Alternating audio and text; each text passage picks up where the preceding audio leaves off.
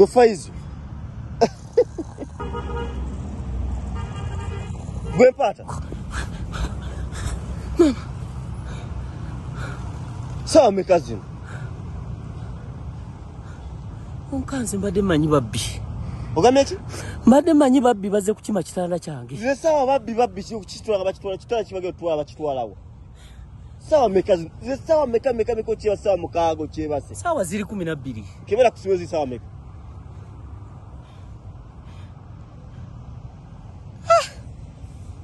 Ugakola sawa meka. Njakola encha. Ugakola encha lwa kwebaka. Muganda wange. Naguze obuliri buno full set nga bw'obulaba. Mbadde banga lyemaze mu kibuga mu nsi nga sebakangako nga bwe nebase. Era wano wondaba nkwegayirire muganda wange. Nyamba ondeke nebake. Ebintu byange bino byatutaka sente kanji gwe 9,500 eza Uganda. Sente si ntono kati ndeka nebake. Leo kungambe waguze shira wamazo kwa buli kimwa kifunye kyo bugaga. Wafunye ebyo bugaga. Tuga kulabiri abantu gakuza bana kusomero. Tebatu watulo. Anya bawo tulo. Buza abali awo. Mpata pale mu byokusanya mukogenda okole. Oyagala kitanda. Yichana wakiguze ruda wejo cyo wana wani wakiguzeewo. Bamuga wa properties. Bobo genda obuze bali mu kitala gaya za lodi. Ne namba ya bwona ajagala njagikuwa.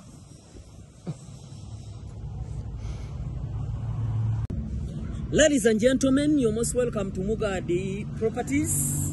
Here we deal in many things, but today, at least allow me to introduce to you this. Kino lero nzize kubanyonyola ku kitanda kino. Ekitanda kiri wamu oba kiteki intact. Ekitanda kino ne bulangiti yako. Ekitanda kino ne bulangiti yako byonna ngenda kubibanyonyola n'omufaliso. Ebulangiti eno eri 6x6 yakyoya bulungi ogiraba weebika n'obuguma gwe wenna naddala mu abaana abali mu kuva ku byeyo abaliwa Uganda empewo enaku zino nyingi naye bulangiti yino eri 6x6 then netudda ku mufaliso. Omufaliso inchimu omufaliso guno wengunyonyola mbasaagala kumala kuba eno inchi 10 identity tegugwamu ng'emifaliso emirala akomukategeere mba njogera ku original gwe mufaliso guno ogulaba guuma buwumi naye teyina kyogukolako. Ekitanda kino kwegamba omuntu ayagala mu abakoye ng'oyagala webakuwumule bulungi bode yo yonna ekakkane ekitanda kye kino. Ebintu bino byonna mbagambye nti bisangibwa ku Mugadi Properties. Tusangibwa mu abava e Kampala okwatagaya za road. Noviiramu wali ekanyanya ku gaazi n'ogamba owappi kyoba gwavuga nti ntwala mu kitala awali Komambo Galeke oil ojja kuba otulengera bulungi ne ku mitimbagano gyaffe kwetuli.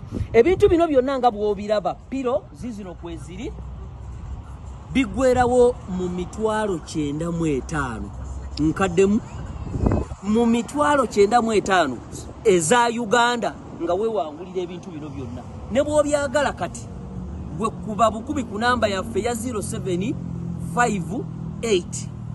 43 12 77 nkadamu 0758 43 12 77 wewangulire ekitanda kino bulangiti n'omufaliso. Mbagambye nti omufaliso ngubalazeeko inchi 10 identity ntegeeza original kyoba otwala yankumuga wadi lero njogera ku buliri kitanda bulangiti byokka era tukwaniriza gwayagala okwebaka nga binojo. Nze mbasibudde mweraba.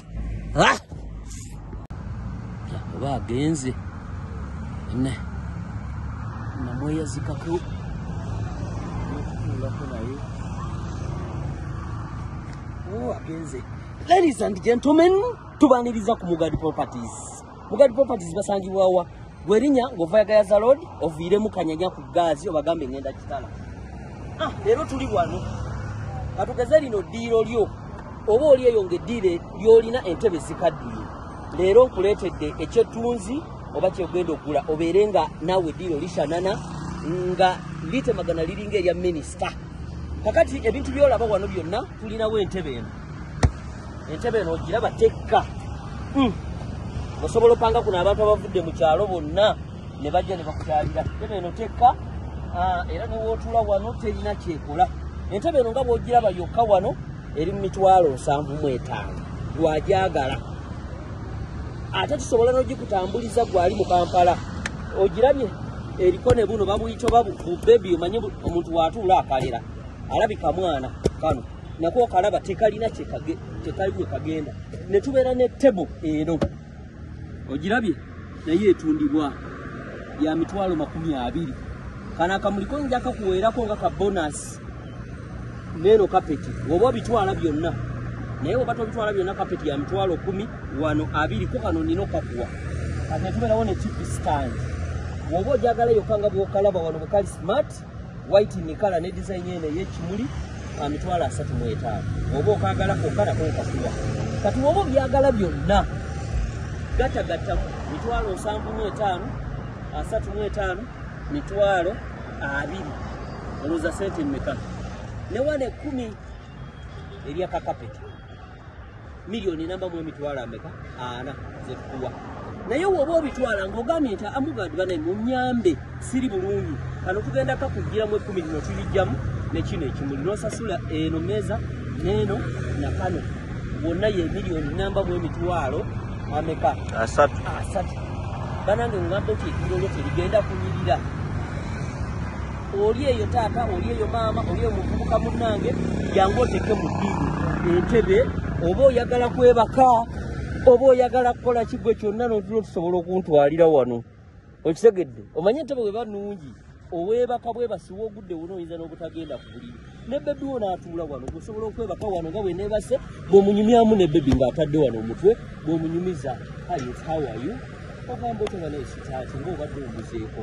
Kale jangu otuwagire ku Mugadi Properties. Mbagambye oba ova mu Kampala tusangibwa bw'ogenda kuviiramu Kanyanya ku gazi obagambe oti ngenda kitala kukoma mboga oba kitala awali amafuta ge bayita koma mboga leke oil wetuli awo. Ate ne namba zaffe osobola okutukubirako ku 0758 43 12 njiddamu 0758 0758 43 12 eyo namba eya Mugadi Properties. Jangu otuwagire ebintu bingi bye tulina era tugenda kubawanga ebintu tulina TV tulina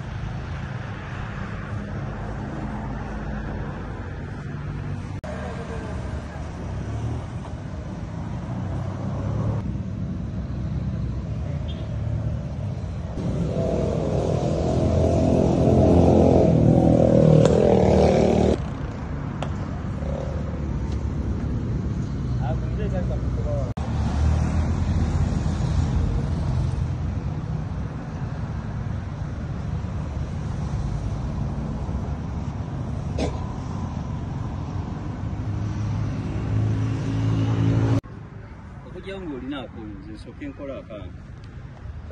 Kola akako.